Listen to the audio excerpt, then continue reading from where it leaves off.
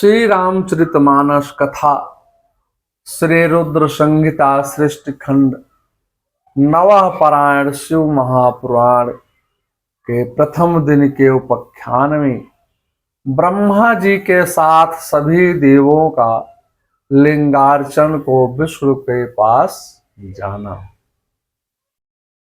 एक बार ब्रह्मा जी सभी देवताओं को बुला करके भगवान विष्णु के पास में लोकोपकार के लिए हितार्थ क्षीर सागर में गए। वहां जाकर के भगवान विष्णु ने सभी देवताओं से स्तुति करने लगे।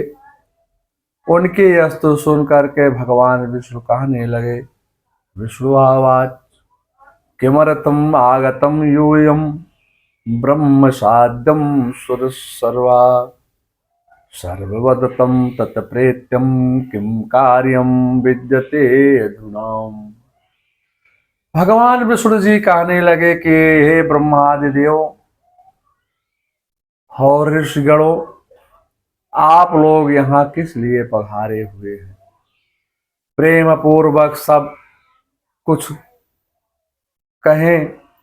इस समय कौन सा कार्य ऐसा आ पड़ा है कि जो हमारे पास आप सबको एकत्र होकर के आने लगे? भैया, जैसे कौनो गांव में संकट आई जाए ओकर निराकरण क्यों न कर पावे।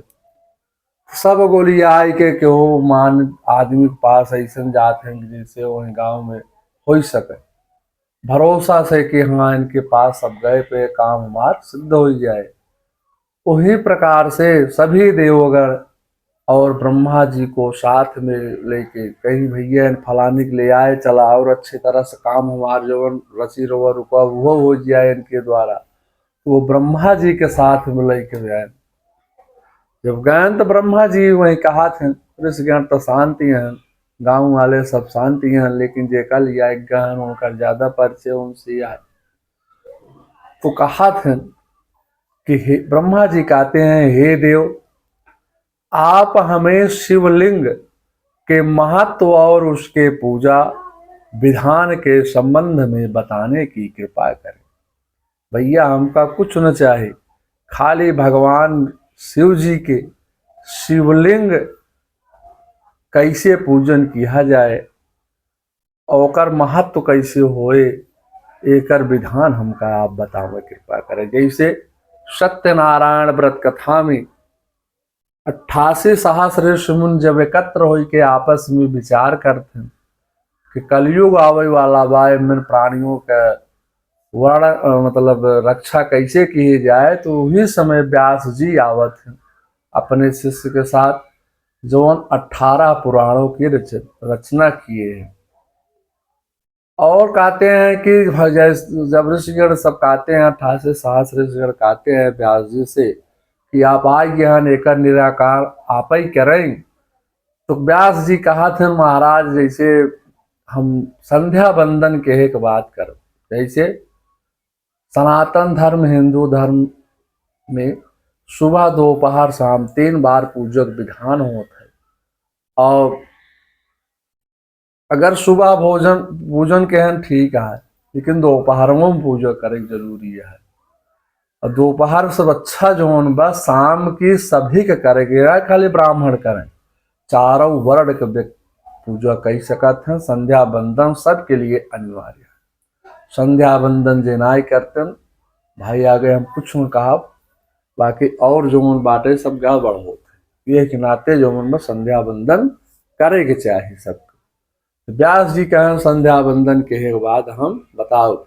तुम्हें जब संध्या बंदन के बाद व्यास जी आश्रम बैठे, 88 सहस्र ऋषि मुनि बैठे, सब एकत्र हो गए। तो कहा थे कि एक बार नारद भगवान पृथ्वी लोक पे भ्रमण, चारों तरफ भ्रमण, तो 24 घंटा रातों दिन भ्रमण ही करते रहा थे। और जहां उनका शंकर दिखा थे केहू सुनाई सुमरते खाली भगवान विष्णु के पास पहुंचे थे। देखे पृथ्वी लोक पता 84 लाख योनिया अपने अपने कर्म के अनुसार शरीर धारण करके भगवान के मतलब अपन शरीर धारण करके अपने अपन कर्म करके अथक परिश्रम करते, लेकिन शाम तक उनका भोजन नहीं मिले। ऐसी नारद महाराज बहुत दया व्याकुल हो जाते कि इनकर सब कष्ट ना उनसे देख जात, तो जो बाटे इनकर सब कष्ट के निराकरण करे खातिर भगवान विष्णु के पास जाते। तो भगवान विष्णु जैसे कि उस कुछ मांगे जा, तो पहले वही आदमी के से ओकर प्रशंसा कर, ओकर मान सम्मान कर, तब तो कुछ प्रसन्न हो तो दे। उन्हीं प्रकार से भगवान अब वही ज्ञान नारद भगवान भगवान की स्तुति के हैं, और यह जो आना ब्रह्मा और ऋषिगण सब एकत्र हो के भगवान का पूजन के हैं। लेकिन दोनों जने परोपकार की भावना से ही भगवान का पूजन के हैं।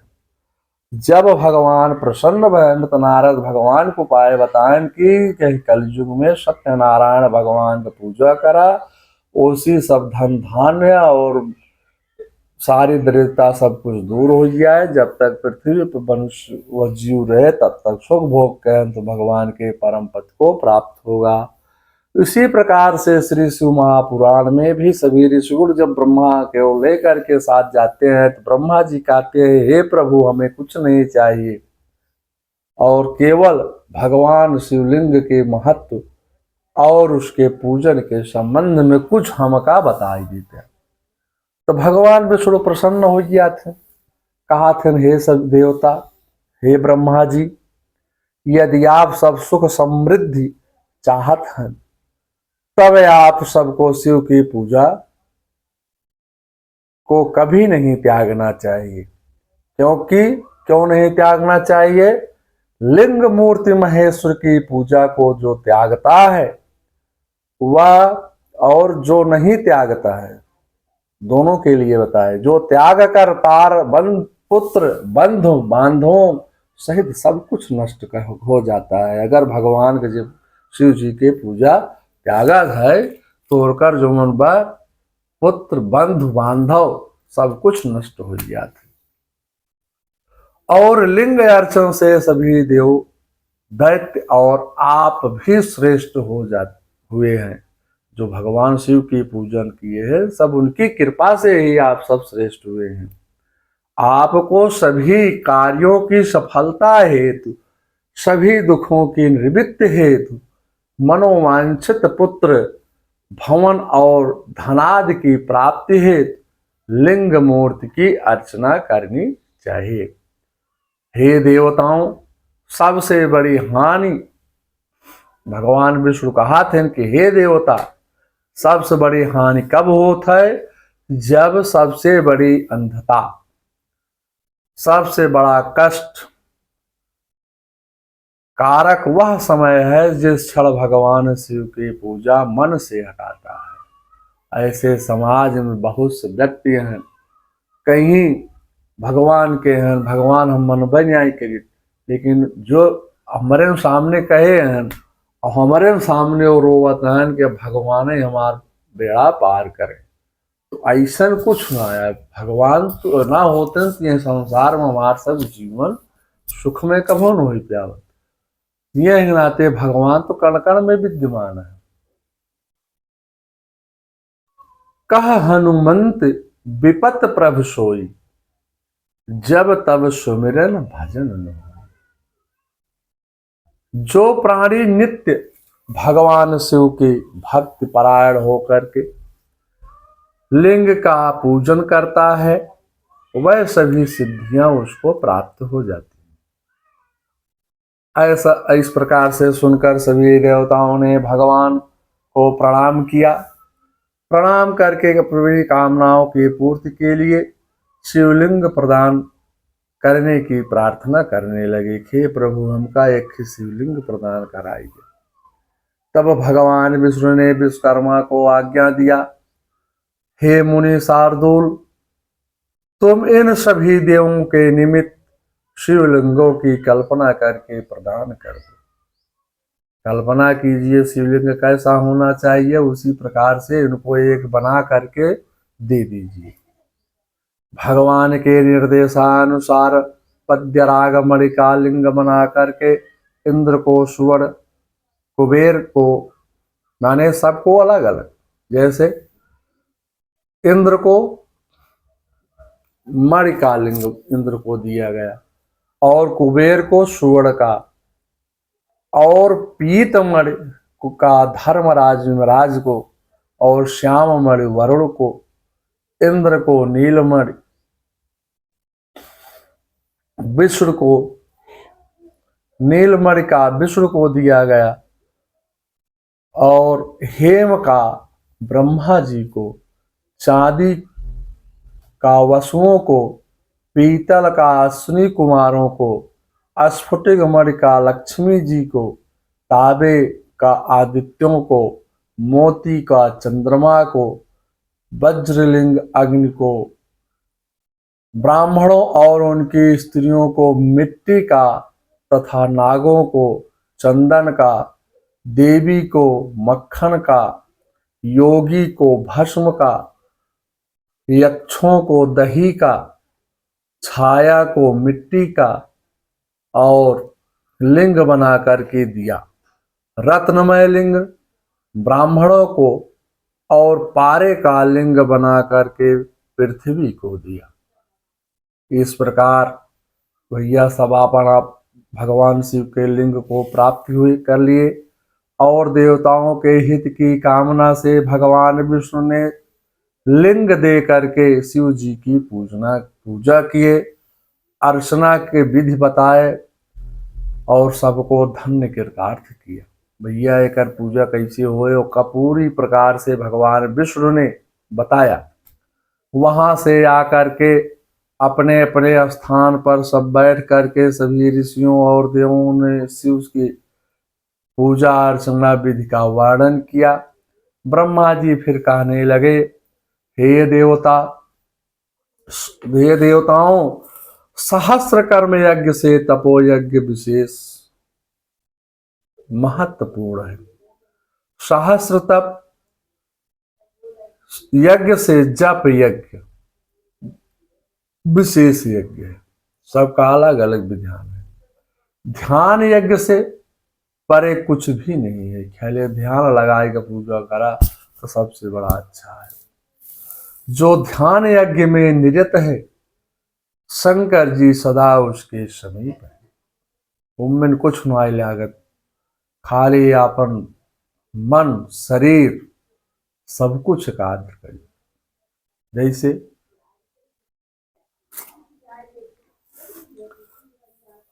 मनुष्य हाथ इंद्रियां, अपने इंद्रियों को सबको एकाग्रित करे, और हाथ पैर नाक कान मुख ये सब इंद्रियां हैं, और सबसे मन चंचल चलायमन होता है। इतना चंचल होता है कि जहां पर वो बाजार शहर खेत खलिहान जहां भी चाहते हैं वे तुरंत पहुंच जाता है। पूजा तो हम करते हैं बैठकर, लेकिन मन भ्रमण करता है रहता। अगर मन को अपने बस में ना किया जाए तो पूजा का फल उसको नहीं प्रदान होता है। जैसे खेत में कोई कार्य करने गए, या दफ्तर में गए, या पूजा में बैठे, शरीर से तो हम भगवान की पूजा कर रहे हैं, दफ्तर में काम कर रहे हैं, कंप्यूटर पर काम कर रहे हैं, खेत में फावड़ा चला रहे हैं, लेकिन मन अगर कहीं दूसरी जगह गया तो तुरंत फावड़े से लग जाएगा। कंप्यूटर का सॉफ्टवेयर भी गलत हो जाएगा, और पूजा का फल, पूजा भी गड़बड़, कोई सामान गिर जाएगा या कोई दिक्कत हो जाएगी। ऐसे पूजा करने से कोई फायदा नहीं है। इसलिए अपनी इंद्रियों को अपने वश में करना। जब तक इंद्रियां वश में नहीं होंगी तब तक किसी भी जगह, पूजा में ही नहीं किसी भी जगह आपको कुछ भी प्राप्त होने वाला नहीं है। फिर ब्रह्मा जी देवताओं से कहते हैं, तो शिवलिंग कैसा है? परम आनंद देने वाला है, परम आनंद कल्याण कराने वाला है। और अक्षर स्वरूप है। यह निष्फल सर्वांग सर्वगामी योगियों के हृदय में हमेशा स्थित रहता है। ब्रह्मा जी कहते हैं, हे ब्राह्मणों, लिंग दो प्रकार के हैं। स्थूल लिंग बाह्य कहा गया है, सूक्ष्म लिंग अभ्यंतर लिंग कहा गया है। जो कर्म यज्ञ में प्रीति करते हैं वो स्थूल लिंग में प्रेम करते हैं। जो उस तत्व को नहीं जानते हैं उनकी भावना के लिए सूक्ष्म ही स्थूल हुआ। यह विग्रह आध्यात्मिक लिंग है। इसको इस प्रकार आध्यात्मिक सूक्ष्म लिंग का प्रत्यक्षीकरण नहीं होता है। उस लिंग का स्थूल लिंग में पूजन की कल्पना करें। इसमें अन्यथा कोई नहीं, दूसरा नहीं है। ज्ञानियों को सूक्ष्म लिंग निर्मलता का कारण है। वह अविनाशी भाव से प्रत्यक्ष होता है। जैसे अज्ञानियों को स्थूल लिंग उत्कृष्टता करने वाला है। जब तक मनुष्य के अंदर ज्ञान का उदय नहीं होता है, जब तक कोई ज्ञान मनुष्य के अंदर नहीं होता है, जीव के अंदर नहीं होता है, तब तक कर्म द्वारा ही शंकर जी की आराधना वह करता रहता है। करता रहता है, नहीं करता रहे। जब तक पूर्ण ज्ञान ना हो। अब आज के समय में थोड़ा भी पूर्ण ज्ञान हो गया तब वो ज्ञानी समझे लगे। उनके सामने तो कोई बोल ही न पाए, इसी भाई के तो ही नहीं बोला। जब तक प्रतिमा में पूजन करना उचित है,